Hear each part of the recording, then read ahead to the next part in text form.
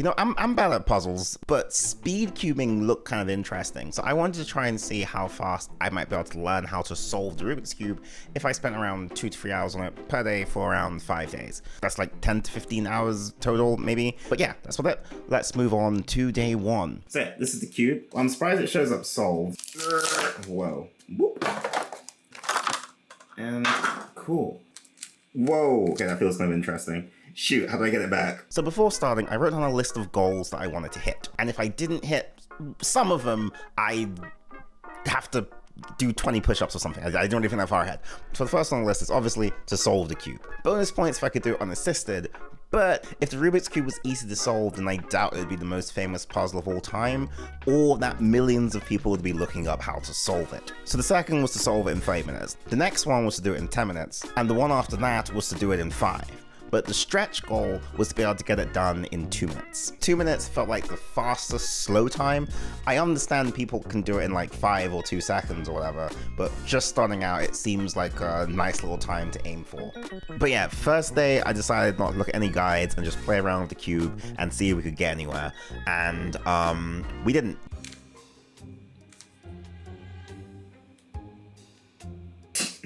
Yeah, I don't really know what to do.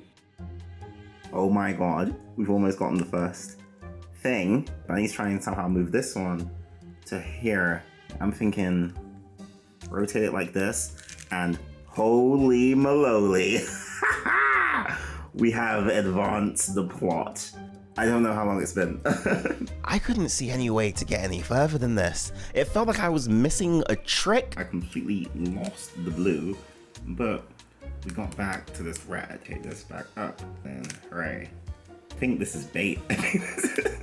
Is it important to like get a side ready, and then you're like, okay, now to unscramble the rest of this. Yeah, it's 11 p.m. I'm going to bed.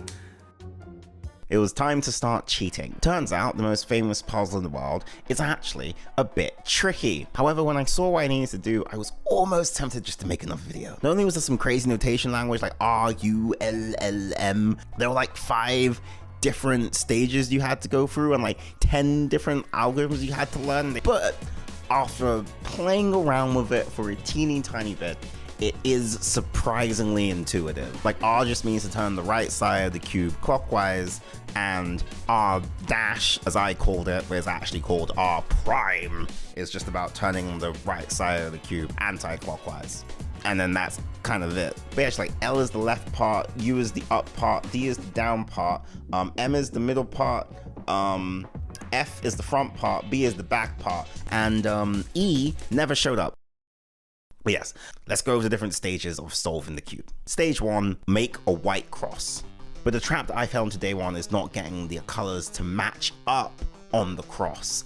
We have orange linked with orange, we have blue linked with blue, we have red linked with red, and we have green linked with green. And this is apparently step 1. Stage 2, white corners. And again, you gotta make sure the colors are matching the correct way. Stage 3, the second layer. You gotta start building it out and making sure all the squares are in the right spot. And then you, and oh my. Stage 4, the yellow face. First, you gotta start with making the yellow cross similar to the white cross, and then you gotta fill in the yellow corners to move on to the next stage. Stage 5, the final layer. The final layer basically has the same vibe as all the other things up to this point, except this time, first you match the corners. I think this is what we wanted. This is exactly what we wanted. Yes, this is what we wanted. This is what we wanted. This is what we wanted. Finally!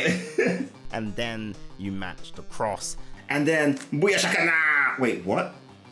Wait! Oh, yes! And voila, you are now done. I wanted to try and close out day 2 with my first time solved. We'll just stop the timer. It says that green should be blue or something. And honestly, I think the worst part is that we didn't actually complete the solve. U, and then we do M. No, I think I messed it up. U back, and then F, F.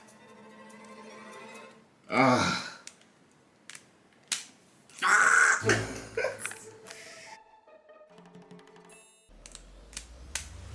What we've been kind of doing today, day 3, is just mainly focusing entirely on just practicing the different parts at the beginning, because the other parts are very complicated and memorizing them is difficult. But these early parts aren't so bad. Like, I forgot, it's this, rotate up.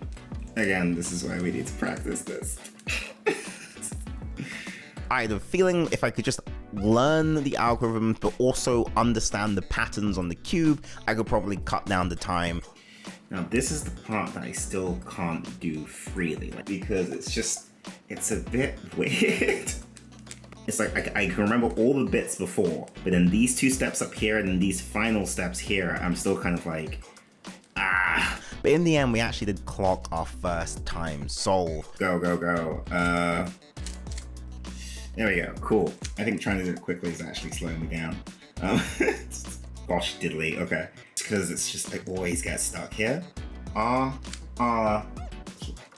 U. Yes! All right. No, wait. F. I think we go from here. Let's go. U. M it up. F. Done. Time. We did it. Time. Okay, according to my watch, it was 15 minutes and 14 seconds, so still longer than 15 minutes, nowhere near 10 minutes, but that's half an hour.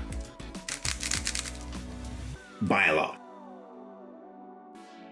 Alright, so literally all I'm going to be doing today for day 4 is essentially just practicing this final part over and over and over again. Practice. That's literally all we had to do now. 3, 2, 1, and off we go.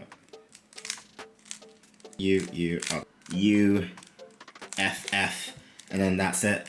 And woo! There we go. It's 9 minutes 15. And so yeah. That ticks off 10 minutes. What? We gotta restart this at 10. Here we go. Still aiming for that 5 minutes. Go.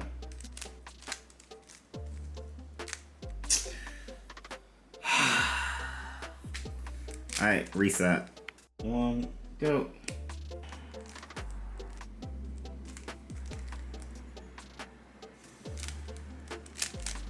That's it, that's the cube. Oh, pause. 506.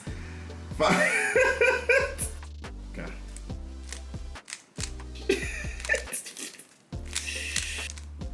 I'm restarting. 3, 2, 1, go.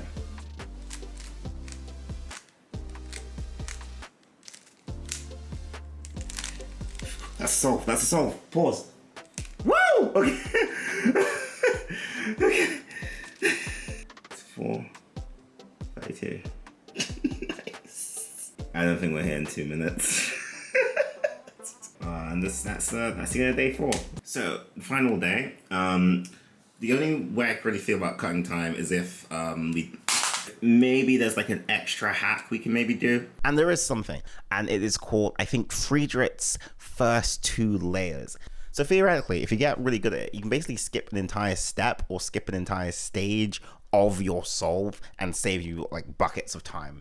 But I saw it and I was like, nah, it's too complicated. Like, I still don't have it in me to learn it, to be fair. The fact that it's taking so long, I think it might be evidence enough that we just might need to just grind out. Trying to cram like a billion algorithms in my head at the very end just wasn't going to cut it. We had to use what we had and we just had to get better. It's now just going to be sticking to, I guess, the same strategy, but trying over and over again to at least lower the time a bit. Go. No, really? I got lost in the source real start. Go. Fingers are so sweaty, dude. What's that? Still aiming for that less than 4 minute time. Yeah, we're cooked. Okay, never mind. 1, go.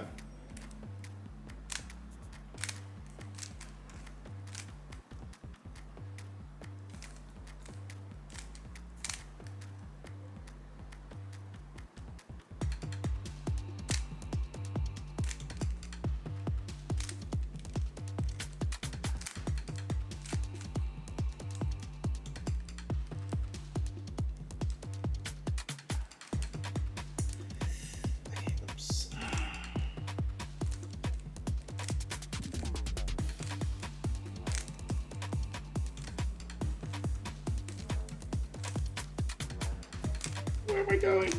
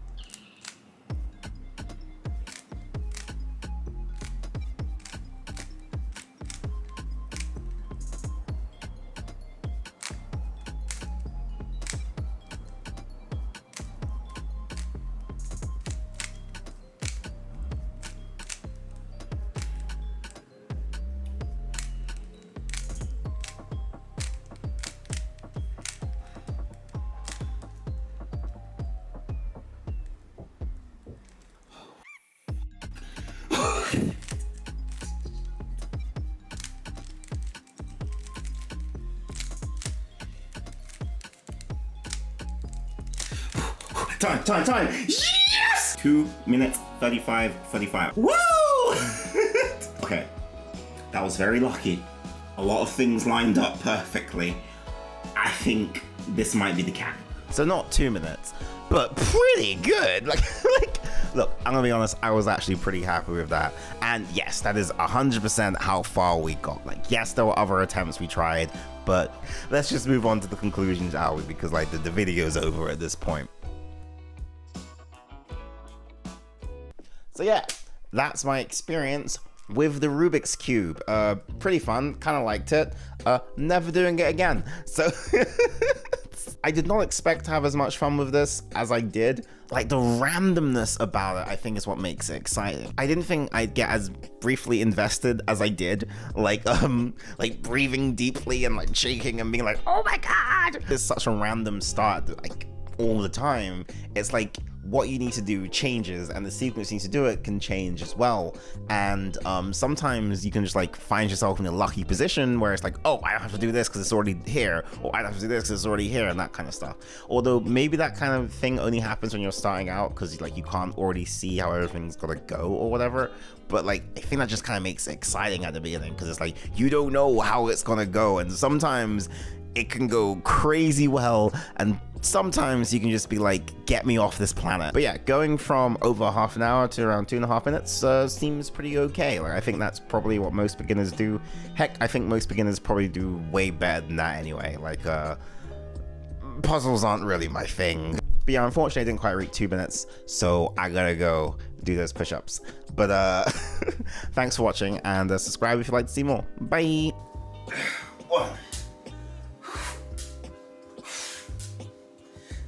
I don't like doing this. Damn you, Rubik's Cube! Step 4, the yellow face. Oops, that was orange. Step 4, the yellow face. That's still orange, hold up. Step 4, the yellow face.